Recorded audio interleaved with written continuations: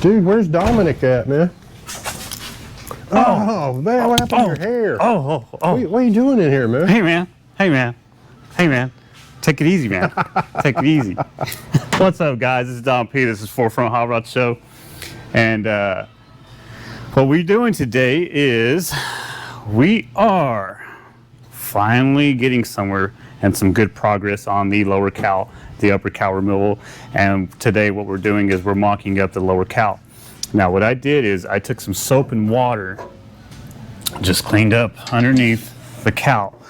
Now this compartment right here is where you're going to see the AC, the scroll cage, the steering column, the gauges. You can see your ducting, all your electrical underneath the dash. This is where it's at. So at this point, if there was something broken or misfiring or some kind of electrical components not working correctly, this is when you want to fix it. I noticed on your YouTube channel, you had a video where you took all this apart and showed what was underneath there. That was pretty scary. Man, definitely. If you guys want to check out some more, go to my YouTube channel is Forefront Customs, and that's where you're going to see all the shorts. You can also go down there and look and see for some like really quick like cheat codes. I call them cheat codes because what I want to do is I want to be able to build and show you some information on how to do this in your own home if you have the time. If you don't, you can bring it to me and I'll fix it for you. But you also need to always subscribe to Forefront Customs, subscribe to Rockin' Classic Cars, man. I was looking at this and I was fixing to say something else. I'm sorry. Rockin' Classic Cars, man. That's where it's at. We do this on the fly. Yeah, we do this on the fly. So I saw some dirt right here, and that's why I was going to talk about the dirt, but whatever. So let me set this in place, and we'll go from there. So you're going to see a lot of white dots. Now the white dots are,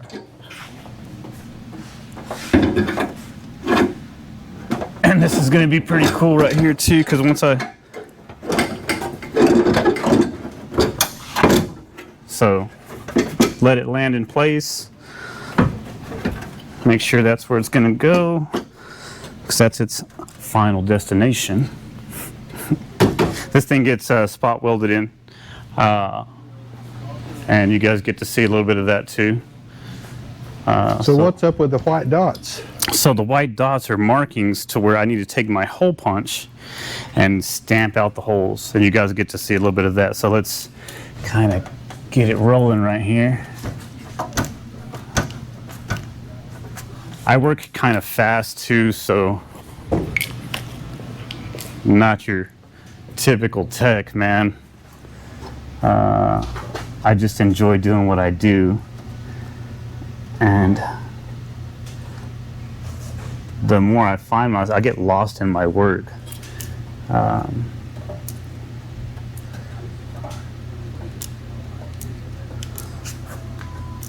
So you see all the rust right there. I'm going to clean that up with a Scotch-Brite. And I think we're good right there. So, next step. Check this tool out, man.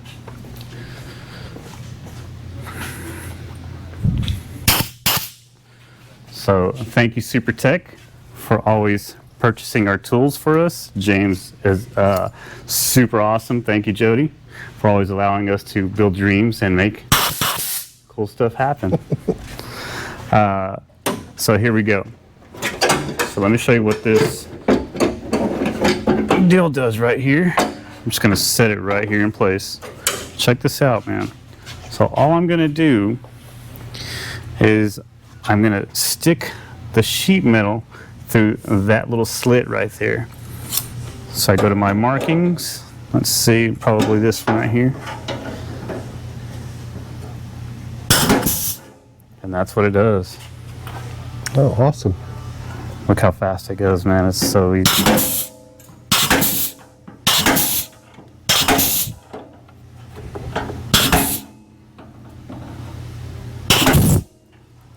And that's it.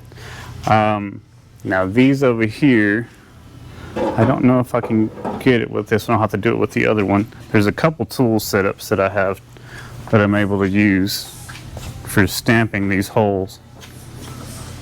And these are called, you can also call these like plug holes. So they go plug welds.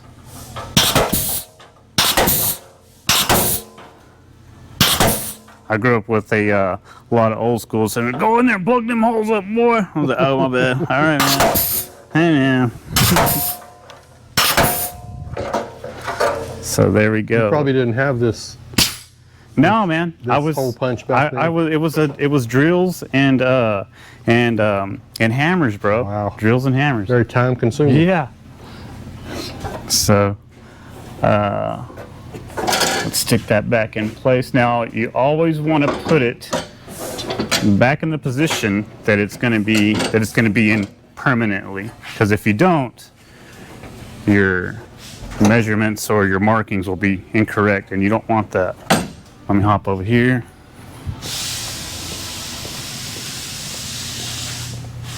So, see how that works right there. Fits perfect. All right, man. I like that. I always just, stick a bolt in it. Make sure it fits right. You never, because you're going to spot weld all these in. You only get one chance to make it right? You only get one chance to make it right. No do-overs? We don't like no do-overs, man. No, so dealing with all this, see, people get intimidated by the rust. I don't get intimidated because all I do is I see at least a carbon copy or, something that I can make apart, or you can always purchase aftermarket parts like this gentleman did. And, you just plug and play. It's really simple. And nowadays, man, these aftermarket parts they're getting better. They're getting better. And what more could you ask for, man? Just a little bit of help. That's it. Boom. So that looks like it's going to fit really good. I'm going to go ahead and stamp these right quick.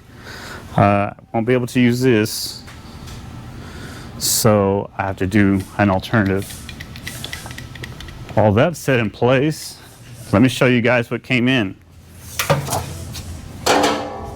We'll set this on so you guys can see this as well.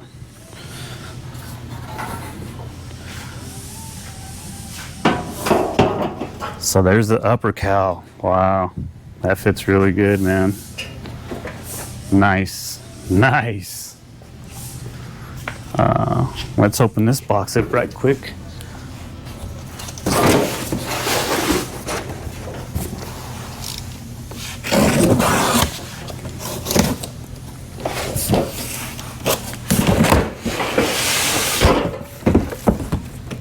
CJ Pony, man.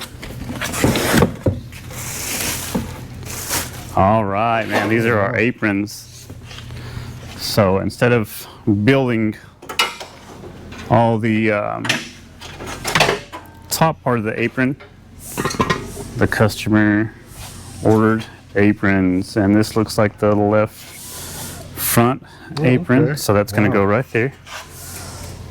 Oh, nice. So it'll be brand new. Wow, man. Isn't that going to look good? Oh, yeah. It's going to look real good. Cool, man. So if he didn't order the parts, wow, could you actually hand make those? Yeah, I was thinking about cleaning it all up, building the channel, and just cut and spot it in. That would have been a lot. It's a lot of time to build parts. I love doing it, but it takes time to do it. And on these builds, we're trying to get them in and out the door, and give you guys something fun to watch. And also, I mean, everybody wants a little bit of knowledge, Oh, yeah. It never hurts to share the knowledge, man. Share the knowledge.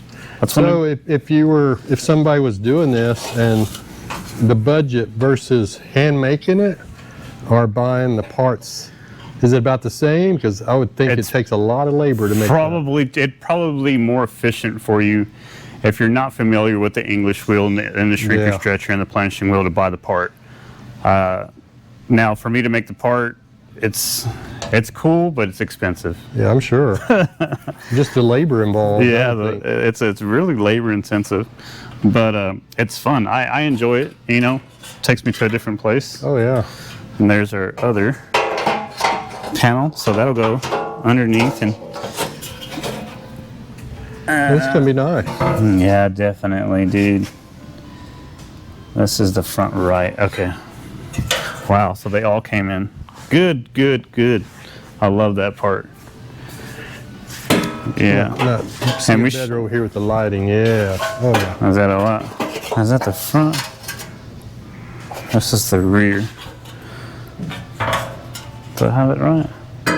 Oh, hey man. Take it easy, guy. It's on the other side. Does this come with instruction? How many instructions? There you go. See, you can come on this side and take a look. Very nice. Very nice. Oh yeah. Yeah, man. Nice. A lot cleaner. I'll get rid of all that. Brand new. Brand new. Wow. Brand spanking new. Yeah. This customer hasn't decided if he's going to sell or keep. I think this guy's going to wind up keeping it and passing it down to his grandkids or his kids. Really nice looking car. Yeah. We did a lot of work to it so far, you know, so it was, I'll show you what the upper cowl looked like prior.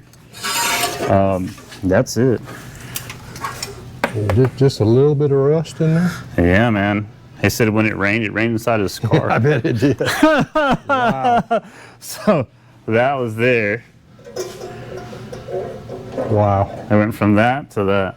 Yeah, I saw your videos taking that apart. I couldn't believe all the trash and stuff that had, fallen down in there through the years and collected down there. And that's really what happens on these vehicles. They just collect debris and dirt and leaves and everything that you think sometimes you find, maybe an afro in there. You never know. That's where the afro came from. Okay. It was the 70s, man. It was the 70s, bro. Is he going to stay with the same color, or does he know yet? He is staying original. Kind of keep it look the way it was. Yeah, it's just going to be freshened up. Just make it better. Just make it better, man. So it's going pretty well. I think it's going pretty well. In the beginning, he was kind of like, I don't know if it's worth it. I was like, it's a Mach 1, man. Come on, it's worth it. That's a nice Mach. Yeah, man. Just going to kind of do a quick little tour of it here.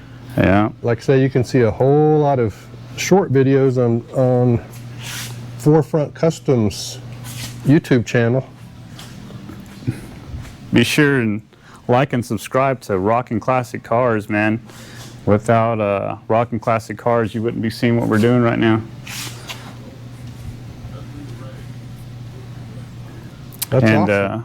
For your automotive needs, SuperTech and Alito is the place to go. They are SuperTechs for a reason. And y'all are located in the same location, but you're two separate businesses, right? Yes, sir. Yes, sir. They're our sponsors. And I will put the link down below and the information for SuperTech Automotive. Right on, man. Well, is that all we're looking at right now? How's the 66 coming along? You still waiting on something? Yeah, still waiting on some parts, man. Okay. Waiting on the suspension to come in. So if you guys keep checking back, we will have episode 1 up shortly on the 66 Resto Mod. Thank you guys for watching, and if you haven't subscribed yet, be sure to like and subscribe. Forefront Customs and Rockin' Classic Cars. And if you have any questions, let us know. Let us know what you want to see. Let us know what you want to build.